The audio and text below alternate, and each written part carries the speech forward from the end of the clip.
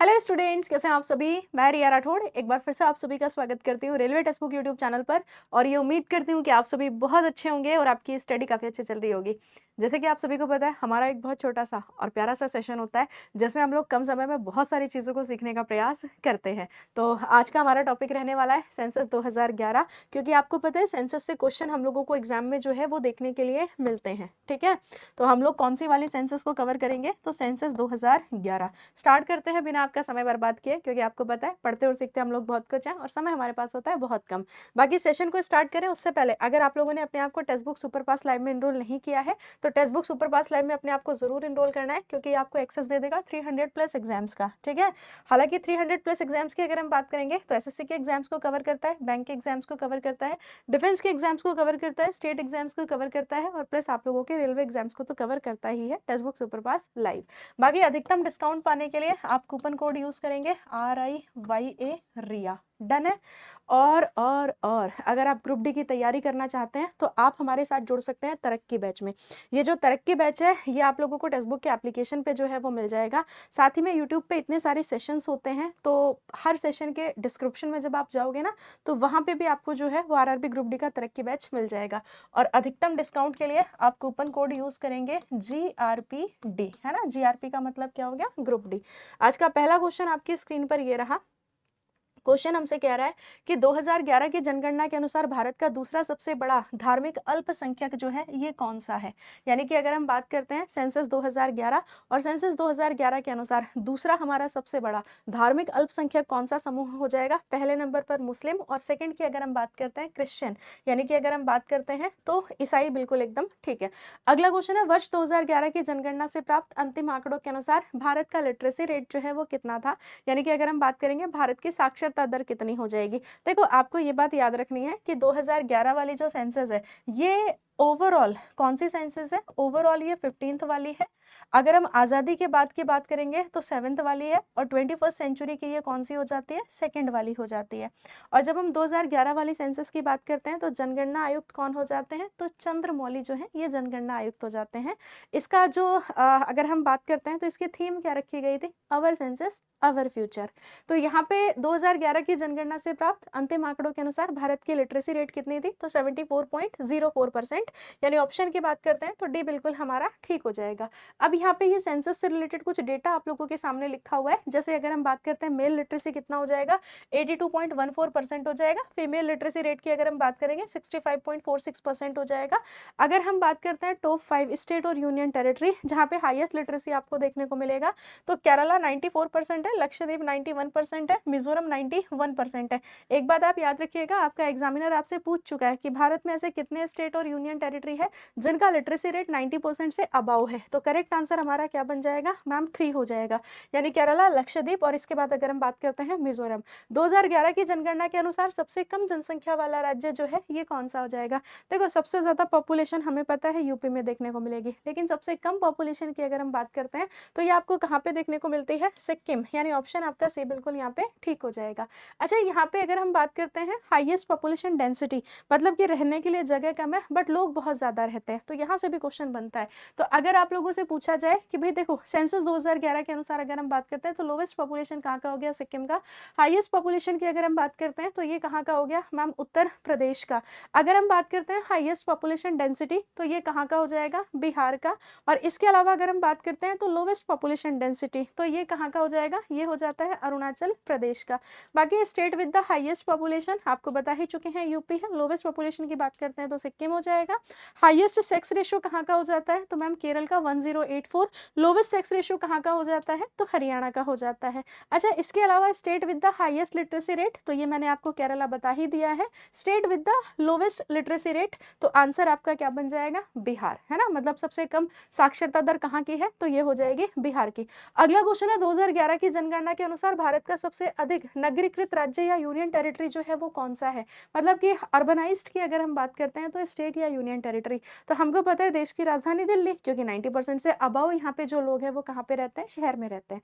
तो आंसर हमारा क्या बन जाएगा, देश की राजधानी दिल्ली। अगला क्वेश्चन है भारत की जनगणना 2011 के अनुसार भारत में अनुसूचित जनजातियों की जो जनसंख्या है उसका परसेंट कितना है। एक है एससी और दूसरे की अगर हम बात करते हैं एसटी। तो अगर हम एससी की बात करते हैं तो वो 16% से कुछ अबाव है, लेकिन एसटी की अगर हम बात करते हैं तो 8.6%, यानी ऑप्शन की बात करते हैं तो बी बिल्कुल यहाँ पे ठीक है। अच्छा, यहाँ पे बोला है 2011 की जनगणना में भारत में जो बाल लिंगानुपात है ये कितना था। अगर हम चाइल्ड सेक्स रेशियो की बात करें, देखो वैसे अगर हम सेक्स रेशियो की बात करेंगे तो वो तो 943 था, लेकिन यहाँ पे चाइल्ड सेक्स रेशियो की बात करी है। चाइल्ड सेक्स रेशियो का मतलब हो जाएगा 0 से लेकर के 6 वर्ष के जो बालक बालिका होते हैं उनका सेक्स रेशियो आपसे पूछा है। तो उनका सेक्स रेशियो यहाँ पे कितना हो जाएगा, तो मैम 919 हो गया, 911 हो गया, 941 हो गया या 814। तो करेक्ट आंसर हमारा क्या बन जाता है, 919। यानी कि 1000 बालक के ऊपर बालिकाएं कितनी देखने को मिलेंगी, तो बालिकाएं हमें देखने को मिलती हैं 919। अगला क्वेश्चन देखते हैं। 2011 की जनगणना के अनुसार दमन और दीव में भारत के सभी केंद्र शासित प्रदेशों में सबसे कम लिंगानुपात है, जहां प्रति 1000 पुरुषों पर केवल डैश आप लोगों को जो है वो महिलाएं देखने को मिलेंगी। अब यहाँ पे अगर हम बात करते हैं दमन और दीव, तो दमन और दीव का जो सेक्स रेशियो है ये आपको कितना देखने को मिलता है, तो ये आपको देखने को मिलेगा कितना, तो मैम 618।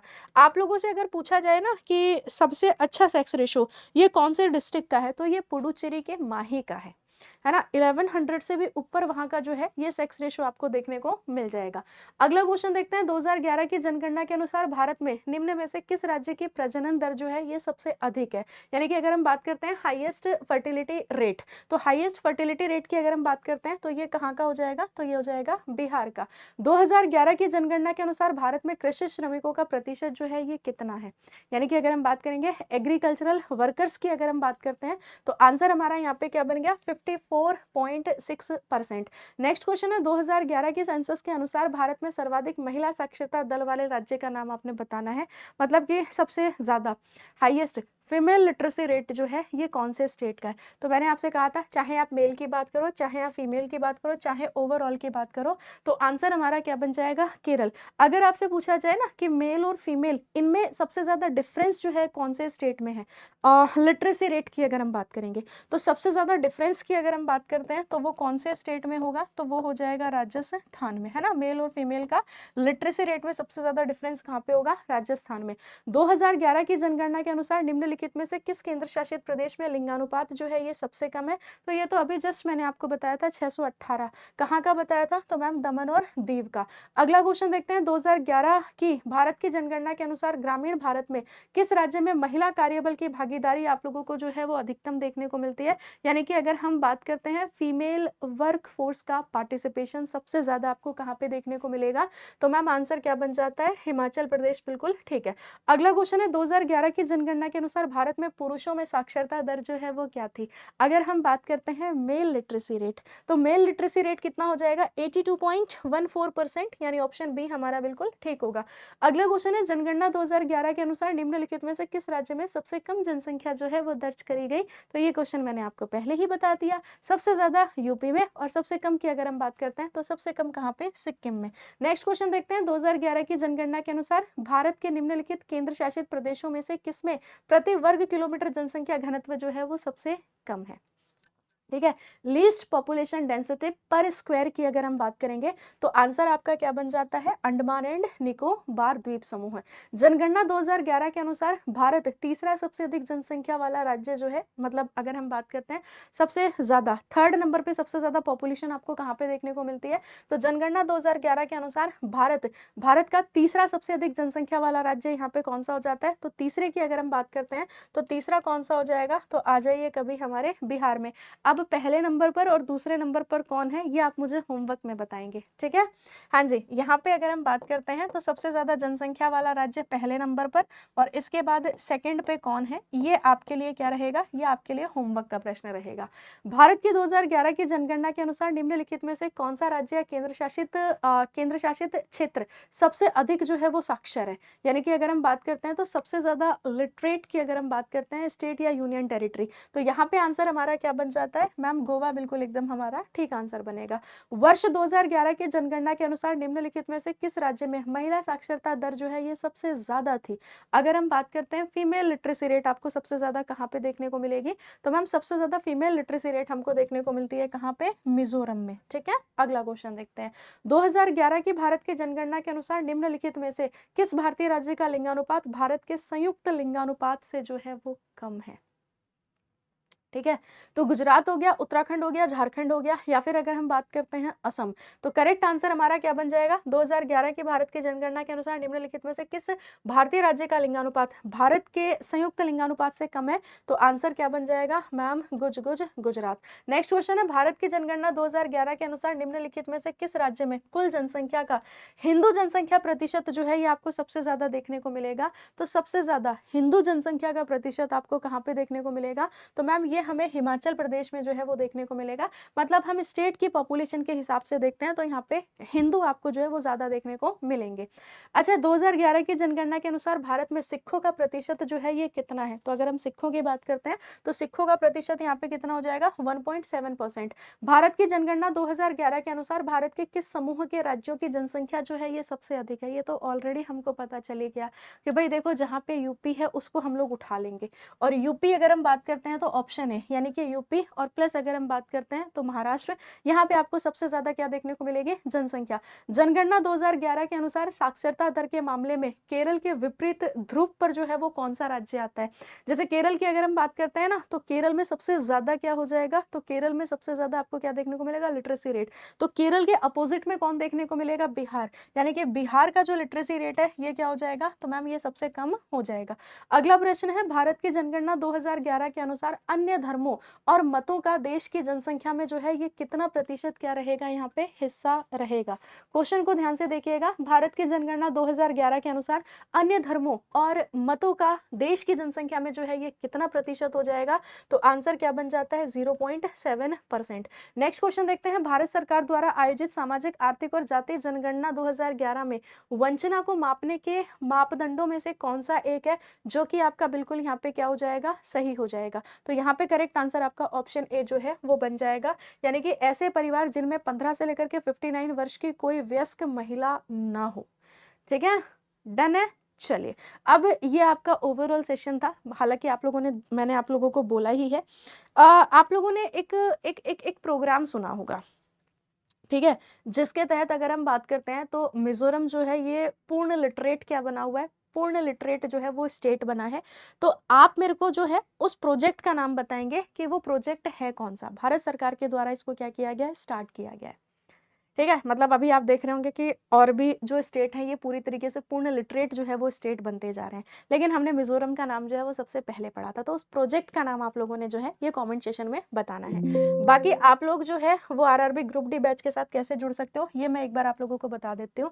जैसे ये रेलवे टेक्स्ट बुक है, अब रेलवे टेक्स्ट बुक पर सुबह 7 बजे मेरी क्लास होती है करंट अफेयर की, है ना, ये डेली होती है मंडे टू फ्राइडे।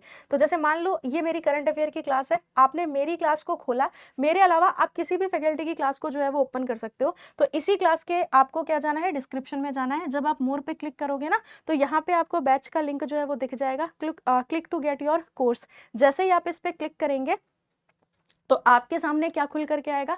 आपके सामने अगला स्लाइड इस तरीके से खुल के आएगा। जैसे 5 डेज का जो सुपर पास लाइव है ये आप लोगों का 5 ही रुपए में है, लेकिन अगर हम 3 मंथ के सुपर पास लाइव की बात करते हैं तो ये आपका 349 का है। और मैं फिर भी आपसे कहूंगी एटलीस्ट 3 मंथ के सुपर पास लाइव में आपने खुद को क्या करना है? इनरोल करना है। तो जैसे ही आपने 3 मंथ वाले सुपर पास लाइव पे क्लिक किया तो आपको प्राइस 349 दिखेगा, लेकिन आपने 349 पे नहीं करना। यहाँ पे आपने कूपन कोड लगाना है क्या? तो मैम GRPD। ठीक है, जैसे ही आपने GRPD लगाया और आप इसे क्या कर देना? आप इसे अप्लाई कर देना। तो ये जो 3 मंथ वाला सुपर पास लाइव है ये आपको कितने में मिल जाएगा? मात्र 329 में आप लोगों को जो है ये सुपर पास लाइव मिल जाएगा। ठीक है, तो कहाँ पे जाना है आप लोगों ने? किसी भी क्लास के डिस्क्रिप्शन में जाना है रेलवे टेक्स्ट बुक पर, और वहां से आप जो है वो बैच में क्या कर सकते हो? वहां से आप बैच में जो है वो पहुंच सकते हो। मुलाकात करेंगे अब एक नए टॉपिक के साथ। तब तक के लिए आप पढ़ते रहिए, मुस्कुराते रहिए और ऐसे ही आप सीखते रहिए मेरे साथ और पूरी टीम के साथ। Thank you so much, bye bye, best of luck, take care, thank you so much.